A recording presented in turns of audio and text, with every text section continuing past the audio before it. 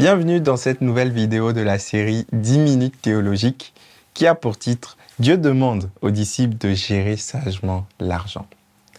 L'argent est un sujet largement abordé par Jésus. Plus de 10% de ses paroles font référence directe à l'argent et 16 des 38 paraboles abordent la question de la gestion des finances.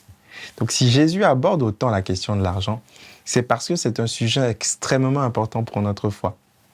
En fait, notre rapport à l'argent peut radicalement nous éloigner de Dieu ou au contraire, être un facteur qui nous rapproche de Dieu. Donc aujourd'hui, j'aimerais vous partager deux mythes, deux mensonges courants qui circulent dans le monde chrétien à défaire et également quelques principes pratiques simples qui vont nous aider dans notre gestion des finances au quotidien afin de glorifier Dieu. Premier mensonge. L'argent est fondamentalement mauvais. C'est le premier mensonge qu'on rencontre dans le monde chrétien. C'est de penser que l'argent, c'est quelque chose de mondain et qu'il faudrait s'en dépouiller totalement, faire vœu de pauvreté et considérer toute forme de bien matériel comme éloignant systématiquement de Dieu. L'un des passages bibliques phares de cette position est Matthieu 19,4 qui indique qu'il est plus facile à un chameau de passer par le trou d'une aiguille qu'à un riche d'entrer dans le royaume de Dieu. Cependant, lorsqu'on considère le message biblique dans son intégralité, on se rend compte que notre rapport à l'argent peut être mauvais, certes, mais l'argent en lui-même n'est pas mauvais. Regardez, l'Ancien Testament décrit à plusieurs reprises comment Dieu a donné des richesses énormes à son peuple. Dieu a permis à Salomon de devenir le roi le plus riche du monde. David disait dans 1 Chronique 29, verset 12, « C'est de toi que viennent la richesse et l'honneur, c'est toi qui domines sur tout », en parlant de Dieu. Abraham, Jacob, Joseph et de nombreux autres ont obtenu de Dieu des richesses. Les Juifs, en tant que peuple élu, ont reçu des promesses et des récompenses terrestres avec une terre et toutes les richesses qu'elle renferme. Donc Dieu n'est pas contre l'argent.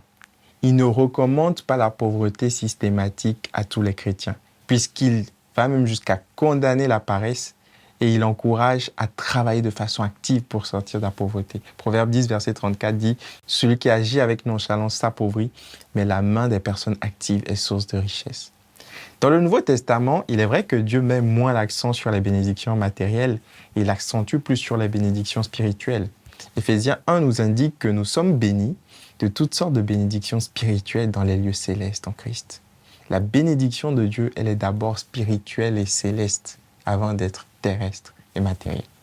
Cependant, Dieu ne considère pas la richesse comme mauvaise pour autant. Jésus lui-même côtoyait plusieurs femmes riches qui finançaient son ministère. On lit ça dans Luc chapitre 1, versets 1 à 3. Joseph d'Arimathée et Nicodème étaient des hommes riches qui étaient devenus disciples de Jésus et qui ont utilisé une partie de leur richesse pour l'enterrer. Dieu n'est donc pas contre la richesse, Jésus non plus. Dieu nous met simplement en garde contre ce qui peut venir avec la richesse, l'orgueil, la cupidité, la suffisance. Il nous met en garde contre le fait de placer notre confiance dans les richesses et non pas en lui. Dans 1 Timothée 6, 17, l'apôtre Paul va écrire à Timothée ceci, « Écris aux riches de ce monde, ordonne de ne pas être orgueilleux et de ne pas mettre leur espérance dans les richesses incertaines, mais dans le Dieu qui donne tout avec abondance pour que nous en jouissions. » Donc, premier mensonge à démentir, l'argent est toujours mauvais. Maintenant, le deuxième mensonge. L'argent est toujours une bénédiction. C'est l'autre excès que l'on peut constater aujourd'hui dans le monde chrétien, souvent dans l'évangile de prospérité. C'est de toujours considérer l'argent comme une bénédiction systématique. Dans cette position-là, un pauvre est systématiquement maudit de Dieu et un riche est systématiquement béni de Dieu. La pauvreté serait alors un lien spirituel qu'il faut briser. Mais les textes bibliques sont beaucoup plus nuancés, ce sujet, parce que toute pauvreté n'est pas systématiquement une malédiction. Jésus lui-même présente des pauvres comme des modèles de foi. On peut citer la pauvre veuve qui a mis 2 pièces dans le tronc du temple. Jésus a célébré sa foi en la plaçant au-dessus des riches. On peut également citer Lazare dans la parabole de l'homme riche et Lazare. Le pauvre Lazare a été justifié en allant au ciel, tandis que le riche a été désapprouvé et il a fini malheureusement en enfer. Donc toute pauvreté n'est pas systématiquement synonyme de malédiction. Par ailleurs, toute richesse n'est pas non plus systématiquement synonyme de bénédiction. Dans Marc 8, 36, il est écrit que sert-il à un homme de gagner le monde s'il perd son âme? Évangile de prospérité prêche à tort qu'une conséquence du salut est la bénédiction matérielle. Or, Dieu peut choisir de donner la prospérité matérielle à qui il veut, chrétien ou non chrétien.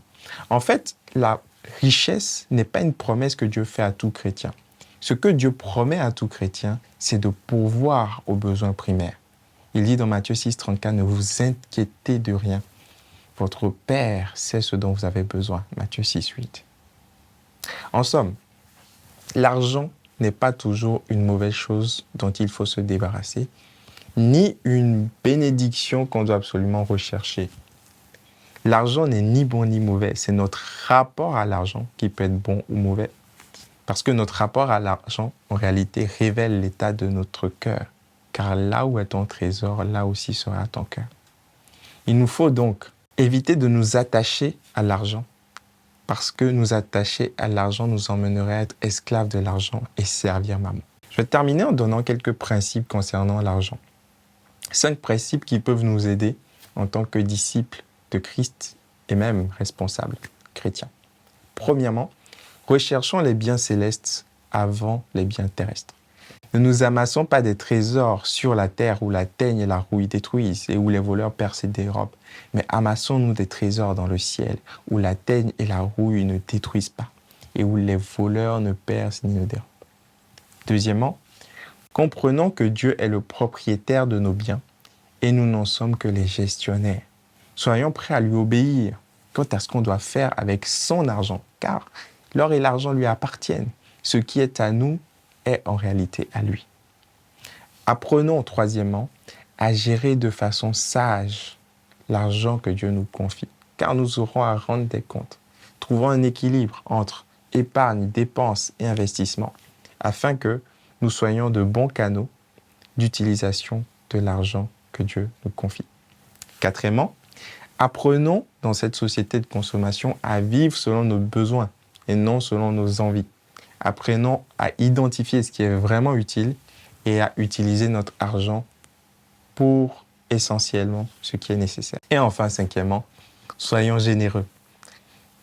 Donnons à Dieu et pourvoyons aux besoins des plus faibles. Car Dieu veut, en tant que chrétiens, que nous puissions exercer la libéralité. Merci de nous avoir suivis. N'hésitez pas à explorer notre site et à découvrir d'autres vidéos de la série 10 minutes théologiques.